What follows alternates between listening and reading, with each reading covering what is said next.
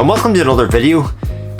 I could call this a watch list, but I wanted to do something slightly different. I wanted to talk about something different, something that inspired some of my movie watching and kind of the road that led me down onto. And that thing that I'm going to talk about it's a book. My good friend film blogger Sam talked about this a while ago, about a book that kind of led to some of his movie watching. And after watching some movies recently, you realise you've some holes or some things that you kind of haven't went far enough down, and while I can use other people's recommendations to prompt me, I thought, I'll use something in a book. And then I listened to Pure Cinema Podcast, entire episode on one of this person's books, and this is Danny Peary, and they did the Guide to the Film Fanatic, which I went on, and obviously maybe because of that episode is not in stock anywhere anymore, so I decided to look at some of his other books, and he's done a couple of other books from over the years on cult movies. And the one that was cheapest, because that's the way I was going with this, was the Cult Movies 2. So Cult Movies 2 by Danny Peary basically gives you 50 films with which to dig your teeth into and discuss. And he has written an article on each of the 50 movies that are inside it. Now, they're alphabetized within the book, and I own some of the movies but not watched some of the movies that are on this list, but I kind of wanted to expand my horizons, so I thought I'd start alphabetically and start at the start and make my way through.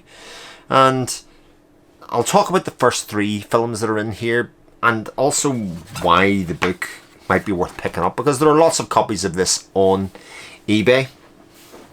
And the first film that he talks about is a Ken Russell film, and it is the film Altered States.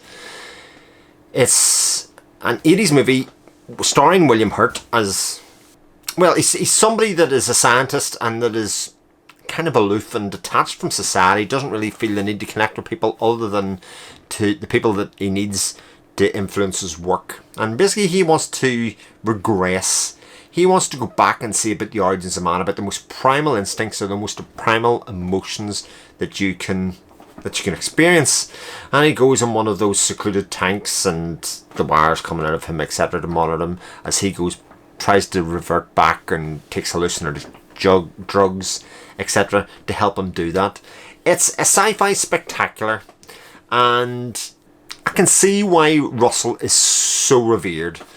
Even from watching this film, even though it might be like everything that he's done, there's definitely bursting full of ideas and thoughts, and there's a lot going on in this film. And for a film that there's a lot going on, maybe no better person to act the main part than William Hurt, because he's a kind of complex actor. The supporting cast is pretty excellent in this as well, especially his wife and Bob Balaban, who I last seen in Girlfriends, actually. Claudia Vile thing is his assistant that he works with. And Altered States is not a perfect movie. It's not. Some people might even say it's not a very good movie, but it's an incredibly interesting movie. And as far as cult cinema goes, that's kind of the name of the game, isn't it? You want to get something that's pretty interesting out of it, something that's worth watching that you would want to rewatch, and you can see why these films have a real cult following. So Altered States kind of goes all over the place in terms of execution and in terms of really rudimentary special effects. The kind of special effects that when you look at the screen probably cost an absolute fortune at the time, and that maybe have not aged any better than some of the other cheaper, more films that have practical effects around that time. It's kind of got a mixture of all of that. But it's a film that is definitely interesting to talk about. Now, what's interesting about this in relation to the book is that even though it's the first entry in the book and the writing here, Danny Peary isn't a super fan of this either. He kind of mirrors my thoughts in that the film definitely has issues. It goes into how the film came about to have Ken Russell at the helm of it, and how he came to be the person that was in charge of it, but also about some of his misgivings about it. But it does a very good job of wrapping this all together in what is effectively an appreciation of the film. I really think it's interesting that he's put these films in cult films to see in your book, but also not try to tell you at the end of it, but this film's just the greatest film ever that's ever been made, because it's clearly not. but it's clearly worth watching, and I think that's what these films all have in common. So that was Altered States. I definitely went down an eBay rabbit hole afterwards of going, right, let's get more Ken Russell films. Obviously, there's some you can't get that are absolutely insane that I did then go and watch. Don't know if I can talk about those yet, because, you know, there are certain films that you watch and you go, I can't process what I think about that film into words yet. I really can't think about that, but anyway, we'll come back to that. The next film was a film by a director that I had seen some work of, and that is Wim Wenders. And the second one in here, don't count the in the title, but it's The American Friend. And The American Friend is very much more in the scope of a film that I would have got round to eventually. It's very much in the theme. It's a European cinema release of a man who, he's got some bad news, and people try and use this to their advantage to get him to commit some deeds to make money or to leave a legacy or money behind after him as he goes. And it's a film a bit about like shadow brokers in some ways, because there's people that will manipulate other people and manipulate events to make things happen. It's shown by at the very start of it, you know, an auction being manipulated to have somebody overpay in the far side of the room, even though the person who's they're bidding against actually is only really manipulating the room. It's a very simple premise, and one that is done really, really well. And Bender's filmmaking is one that I really enjoy. I mean, he obviously has one of the all-time classic movies in his retinue in Paris, Texas, but he also has other movies that are very cleverly constructed and made. The films are all a bit overlong that I've seen, and in some cases that's like the understatement of the century. The man liked to make a long movie, and definitely The American Friend is elongated, but it does give you a better sense of the character and of the man, and gives you more space to play with what's going on there. Dennis Hopper's excellent in it as well. Simon Fuller appears in it for a while. You know, The American Friend is a film that I can easily recommend to other people, because it is very much of the ilk of films that I would generally have enjoyed. And maybe this book gave me the prompt to go and watch it, but also it's one that I eventually would have found by myself, but a hearty recommendation. And again, the book kind of backs that up as well, you know, being foreign language, etc. And the last film that I'm going to talk about from the book is a film that, well, let's be honest, it's really not very good. It's Barbarella. It's the sci-fi female exploitative film made by and produced by Dino De Laurentiis, starring Jane Fonda.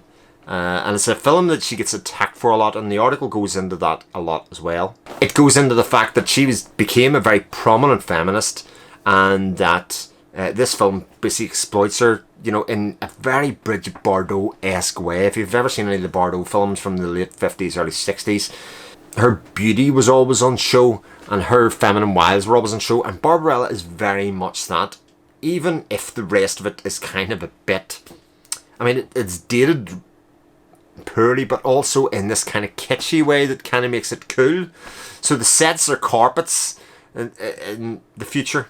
There's nearly a retro feel to it, even though it wasn't retro at the time. It is definitely, you know, like your granny's house that, you know, that she never changed the decor of in 30, 40, 50 years. And it's a bit of a silly tale. I mean, she goes to find a man, and along the way she meets a flying angel, and all that's kind of wrapped up in this, what is basically a sex comedy-ish kind of thing.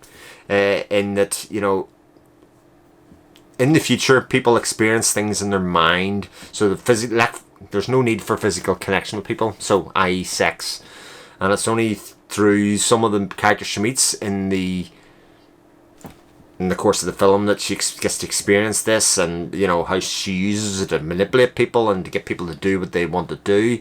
And it has definitely some interesting ideas in it.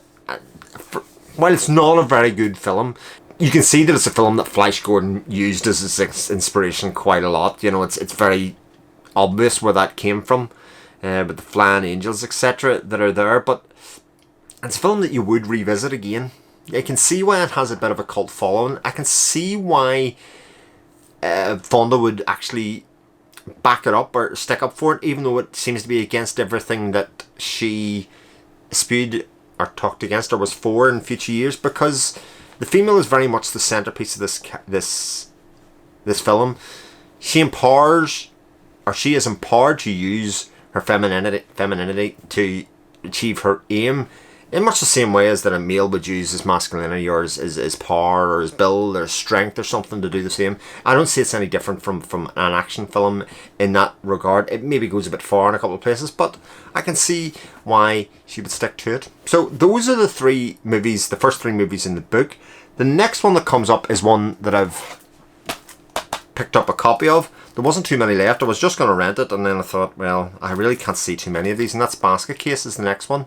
One that I've never seen, but I've seen other films by Frank Henenlotter already, and I enjoy them, so the chances are I'm pretty much guaranteed to like Basket Case, and after that becomes Beat the Devil and The Big Heat, some films that I have seen, but I look forward to just, as I'm making my way through and rewatch them, I will go through the articles, and like I say, the articles aren't just, you know, praising the films the other way, they're just interesting thought pieces and background pieces into these films, as well as giving some critical appraisal. So I'm really glad I picked it up.